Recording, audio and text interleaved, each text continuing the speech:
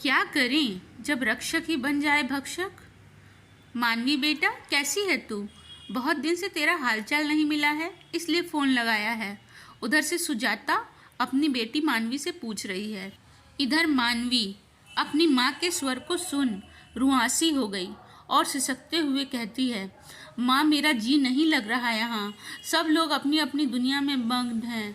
नीरज भी ऑफिस के काम से बाहर ही रहता है और सासू माँ को किटी पार्टी और क्लब वगैरह से फुर्सत ही नहीं है। जब देखो तब रिटायर्ड ससुर जी की घर में औरत जैसी नुक्ताचीनी करते रहते हैं। एक सांस में बोलती चली गई मानवी। देख बेटा, वो अब तेरा ससुराल है और तुझे 7वां महीना चल रहा है, इसलिए इधर उधर मूवमेंट करना खतरे से खाली नहीं। और बच्चे के जन्म होते ही कुछ महीने बाद में ऑफिस ज्वाइन कर लेना और बच्चे की देखभाल हेतु नैनी रख लेना। इसमें क्या है, बस कुछ दिनों की बात है। बस अपने आप को व्यस्त रखा करो, समय बीत जाएगा। लेकिन माँ, मम्मी जी घर पर नहीं होती हैं तब पापा जी मेरे कमरे में आ जाते हैं। कभी फल दूध के बहाने, कभी कुछ और के बहाने आकर मेरे को ताड़ते रहते हैं। उनकी नज़र में पिता जैसी ममता नहीं दिखती।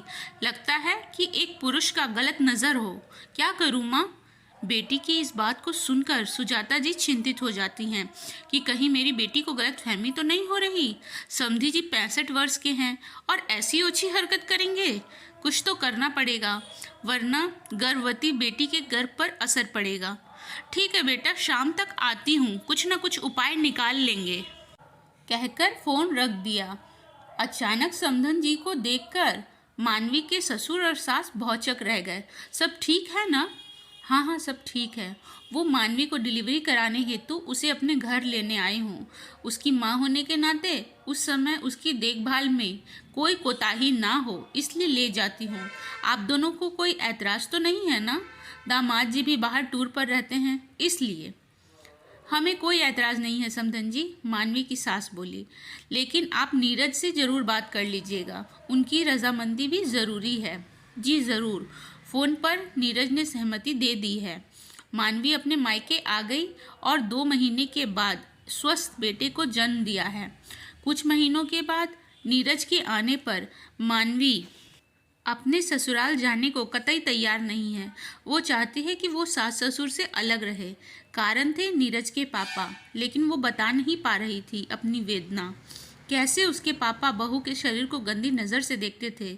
उनके चरित्र पर व्यक्तिगत आक्षेप लगाती तो शायद नीरज आग बबूला हो जाता।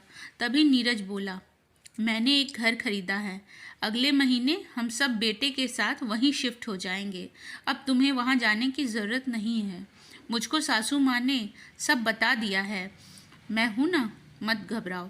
पापा का आचरण चरित्र शुरू से ही अनुचित अमर्यादित रहा है।